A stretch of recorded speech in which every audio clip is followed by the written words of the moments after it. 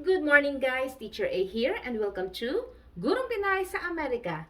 So for today, again, ang lesson natin ay continuation lang ng rational exponents and radical expressions na kung saan sasagutan natin yung learning task number 3 but because masyadong mahaba yung learning task number 3 and medyo complicated yung ibang numbers, hahatiin pa natin siya into 2 videos.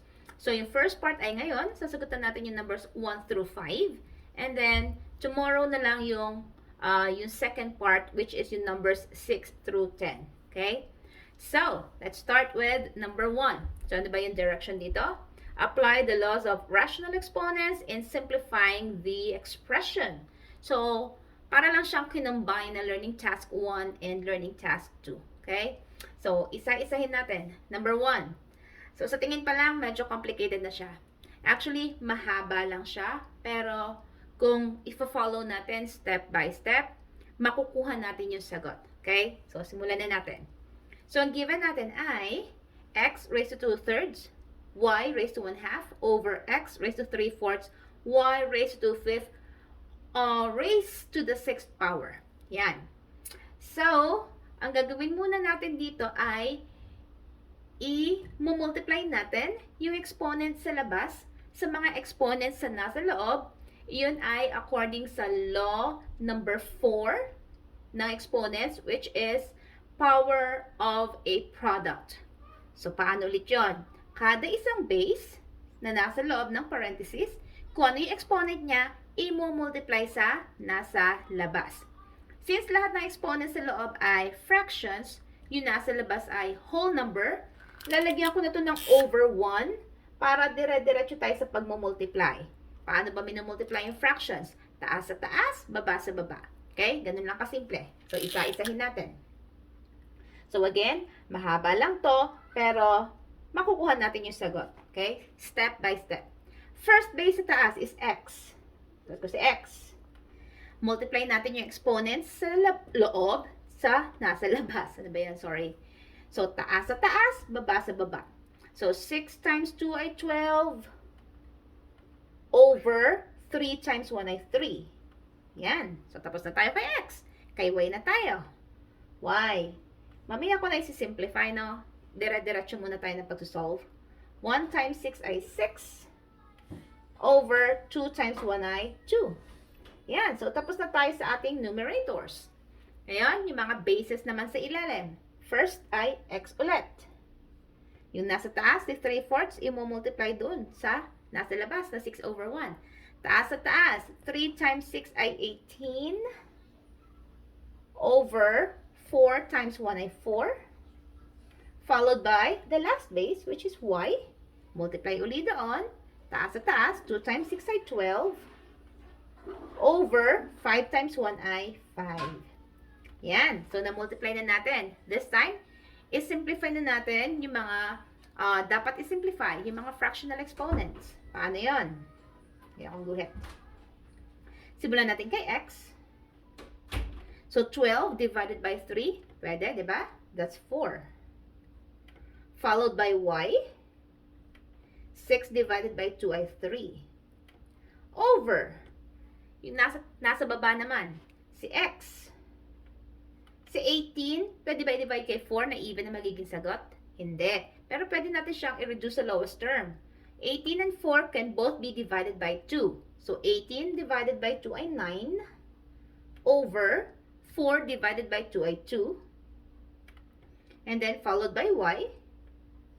Si 12 over 5 ba, pwedeng i-divide? Hindi. Pwede siyang i-simplify? Hindi rin. Kasi wala namang number na pwedeng i-divide both by 12 and 5. So, kokopihin ko lang siya. 12 over 5. There. So, ayan, na-simplify na natin yung mga exponents. Na-reduce na natin sa lowest term yung pwedeng i-reduce. This time, pagsamahin na. May x sa taas, may x sa baba. May y sa taas, may y sa baba. So, this is division. So, applying law number 5, law of exponent number 5, which is power of a quotient. Ibig sabihin, kapag dinidivide, ang ginagawa sa mga exponents ay mina-minus. Okay? Paano ba yun? So, ano ba yung first common base? X. Meron sa taas, meron sa baba. So, X. Pag-isahin by subtracting the exponents.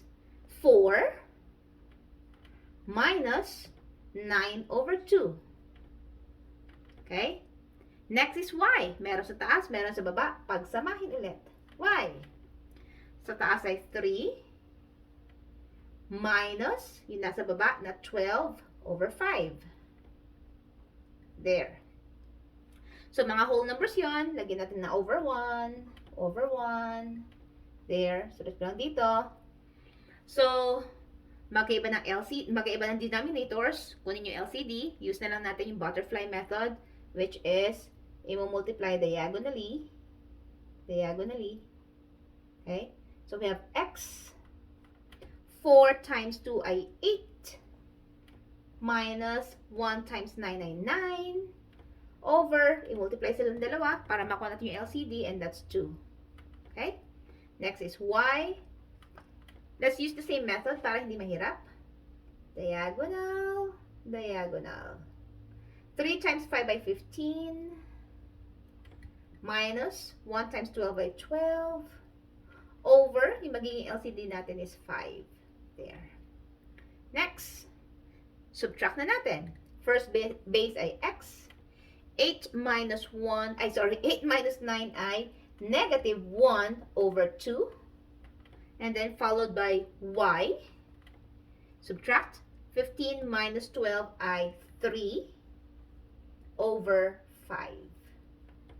Now, as you can see, lagyan ko ulit ng line to ha. Si x natin ay negative. So, ang law, kapag negative ang exponent, to make it positive, i-change natin siya ng position. Since siya ay nasa taas, ilalagay natin siya sa nasa baba. Which means, magiging denominator siya nitong may positive na exponent. Paano yon? So, we have y raised to 3/5 over x raised to 1/2. Ayan, si 1/2 natin, positive na kasi nilipat natin siya ng position. This time, isusulat na natin siya into its radical form. So, sa nasa taas, y ang ating base. So, therefore, y ang ating radicand. And then, 3 ang numerator. So, 3 ang kanyang exponent. And then, 5 yung index. Over, nasa ilalim yung base ay x. So, siya yung ating radicand, x.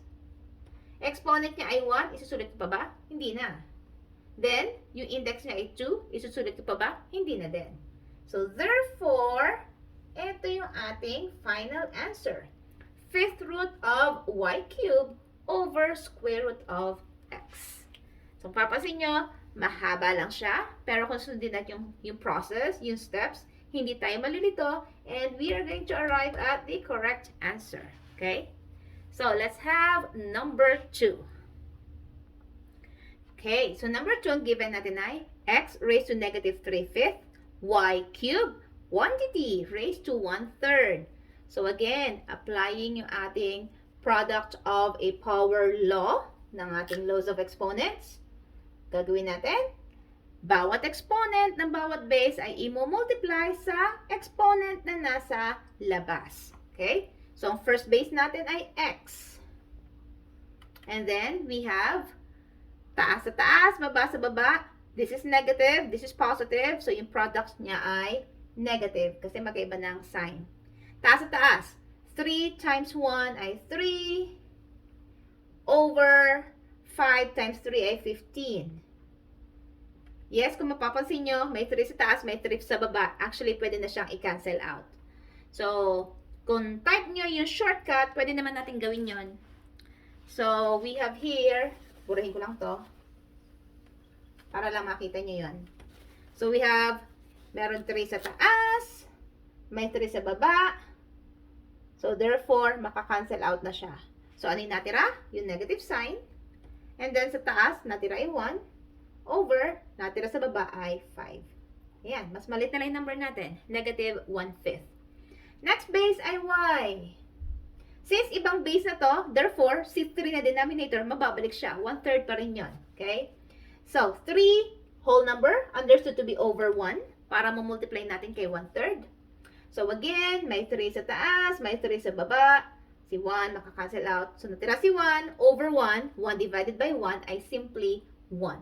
So, therefore, after i-distribute yung 1/3 sa bawat base na nasa loob, ang naging sagot natin ay x raised to negative 1/5 over y. Next step. Since negative ang exponent nito, to make it positive, ililipat natin siya ng posisyon. Ibababa natin siya. Paano naman si y? Si y, wala. Sa taas pa rin siya kasi positive yung exponent niya, positive 1. So we have here y over x raised to 1/5. There. Final answer na ba? Not yet. Fraction na lang ating exponent, fraction ng ating exponent. Therefore, i-change natin to its radical form.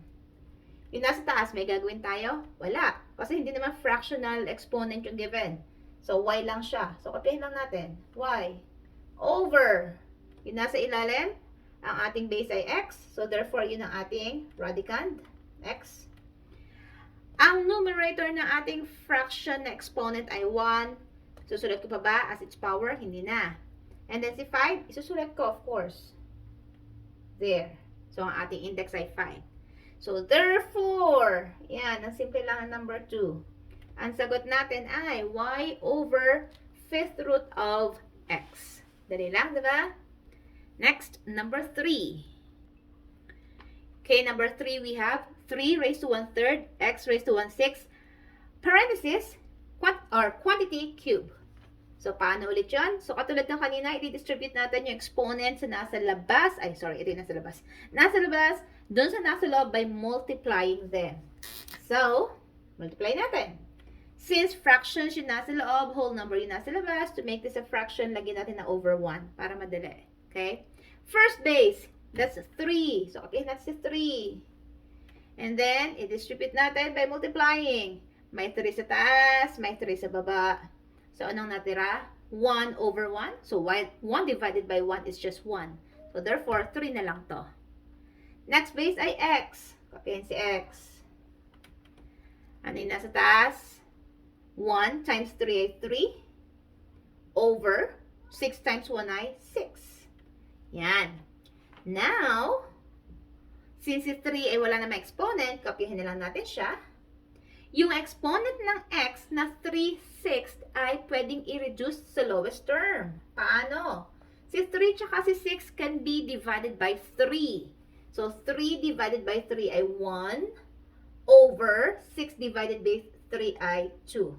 So, naging 3x raised to 1/2 na lang siya. So, therefore, i-rewrite na natin to into its radical form. Si 3, hindi naman siya naka-raise kay 1/2. So, ilalabas natin siya ng radical sign. Ito lang si 3. And then, si x, yung base ng 1/2. So, siya yung magiging radicand natin. I-drawing natin yung ating radical sign. Si 1 na magiging power niya, isusulat pa ba? Hindi na. Si 2 na magiging index niya, isusulat ko pa ba rito? Hindi na din. So, therefore, ang final answer natin ay 3 square root of x. Diba? Ang dali lang. Next, number 4. So, medyo complicated ulit yung ating given. But again, step by step, makukuha natin yung sagot. Okay? So, the given is 4x d8, y to the 12th power over 8z to the 20th, quantity to the 4th power. Ay, sorry, to the 1/4, hindi 4th. So, katulad ng kanina, i-distribute ulit natin yung exponent sa labas sa mga exponent of each base sa loob. Okay? So, paano ba yun? Let's start with the numerator. Of course, yung unang base sa taas ay 4. Ano yung exponent ni 4? That is just 1. So, 1 times 1/4 ay 1/4. Yan. Okay? Next base sa taas ay x. Exponent niya ay 8. It's a whole number, understood to be over 1. So, 8 times 1 ay 8. And then, 1 times 4. So, ito na nga. So, 8 times 1 ay 8. Over 1 times 4 ay 4. Okay? Next is y. Understood to be over 1 ulit. This is over 1 then. 12, multiply. 12 times 1 ay 12. Over 4 times 1 ay 4. Over. First base natin ay 8. Ano exponent niya? 1 times 1/4 is 1/4. And then we have z. 20 times 1 ay 20. Over 1 times 4 ay 4. Yan. Now, i-simplify natin yung mga exponents. I-reduce natin sa lowest term or kung pwedeng i-divide, i-divide natin. 4 and 1/4, wala tayong magagawa dyan. So, just copy 4 and 1/4. Next base is x. Pwede bang i-divide si 8 by 4? Yeah. 8 divided by 4 is 2. Next is y. Pwedeng i-divide si 12 by 4? Pwede. The answer is 3. Over. Sa taas, si 8. Si 8 natin, tsaka si 4, hindi natin sila pwedeng pagsamahin kasi, una-una, hindi na siya pwedeng i-reduce sa lowest term kasi may mga exponents sila. Second, kung may exponent man sila, magkaiba naman sila ng base. Isang 4, isang 8. So, para meron tayong ma-simplify doon, kailangan pagparehohin natin. Si 8, i-factor out natin na kung saan ang isa sa mga factors niya ay 4. So, 4 times ano ay 8. So, that's 2. So, i-split ko na si 8. That's 2 times 4. And then, silang dalawa naka-raise sa exponent na 1/4. Okay? Next is z. 20 divided by 4 ay 5. Yan. Next step. Ilalim naman. So, pwede nating paghiwalayin itong dalawa na to. And then, naka-raise sila pareho sa 1/4. So, habang ginagawa ko yon, kopyahin lang natin yung ibang given. So, we have here 4 raised to 1/4. And then, x squared, y cubed, over 2 raised to 1/4 times 4 raised to 1/4. And then, kopyahin natin si z to the 5th power. Yan. Next step. Meron ba tayong pwede i-cancel out? Yes. Parehong-pareho doon sa taas tsaka sa baba, si 4 and 1/4. Cancel out na natin siya. Okay? So, anong natira? Natira rito ay x squared, y cubed, over 2 raised to 1/4, z to the 5th power. Final answer? Not yet. Kasi si 2 raised to 1/4 natin, ang exponent niya ay fraction. Therefore, pwede natin siyang i-rewrite into its radical form. Ang nasa taas natin, whole numbers ang ating exponents. Wala tayong magagawa dyan. So, kukopyahin lang natin siya. X squared, y cubed. Then, over. Since si z ay whole number ang kanyang exponent, so therefore, wala rin tayong gagawin sa kanya kundi kukopyahin. Since hindi siya kasama na may radical, so, uunahin natin siyang isulat. So, z to the 5th power. And then, 2 raised to 1/4. Isulat yung ating radical sign. Yung base natin yung ating radicand. Ay, bakit ba 4? Ang base ay 2. Mali naman yung marker. Yan. And then, ang exponent niya ay 1. Isusulat ko pa? Hindi na. Ang index niya ay 4. Isusulat ko? Yes, of course. Yan. So, therefore, ang ating final answer ay z squared y cubed over z. Ay, ano ba yan? Sorry, it's not z squared. Again, it's x squared y cubed over z to the 5th, 4th root of 2. Okay? So, again, mahaba lang, complicated, step by step, makukuha yung sagot. Last number. So, number 5, we have x to the 6th over y cubed, quantity raised to 1/3. Okay? So, following the laws of exponent, now, law of exponent number 5, which is quotient of a power. Again, i-distribute natin yung exponent sa labas by multiplying it sa mga exponents sa loob. Simulan natin sa ating numerator, x. Kopyahin si x. Understood to be over 1 kasi whole number, pati ito over 1. Paano i-multiply? Taas sa taas, baba sa baba. So, 6 times 1 ay 6. Over 1 times 3 ay 3. Over. Nasa ilalim ay si y. 3 times 1 ay 3. Over 1 times 3 ay 3. Next, simplify natin yung mga exponents natin. Kopyahin si x. 6 divided by 3 ay 2. Over si y. 3 divided by 3 ay 1. Susulat ko pa ba? Hindi na. So, since ang naging sagot natin ay whole number ang exponent, walang fraction, walang negative, therefore, ito na yung final answer natin. Ayan, dali. So, we have x squared over y. Okay, so that's it. Ang first part na ating learning text number 3. Baka bukas ko na lang i-upload yung second part nito kasi medyo namamalat na ako. I've been sick for 3 days because of my booster shot. Pangatlong COVID vaccine. Okay? Ang hirap. Anyways, if natuto kayo sa aking video, nakatulong ito sa inyong module, kindly give me a like para i-share to ni YouTube sa iba. And also, I am encouraging you, I'm inviting you to please subscribe to my YouTube channel, Teacher A, Gurong Pinoy sa Amerika. And also, paki-like na rin ang aking FB page with the same name, Gurong Pinoy sa Amerika by Teacher A. So that's it for today. See you in my next video. Paalam!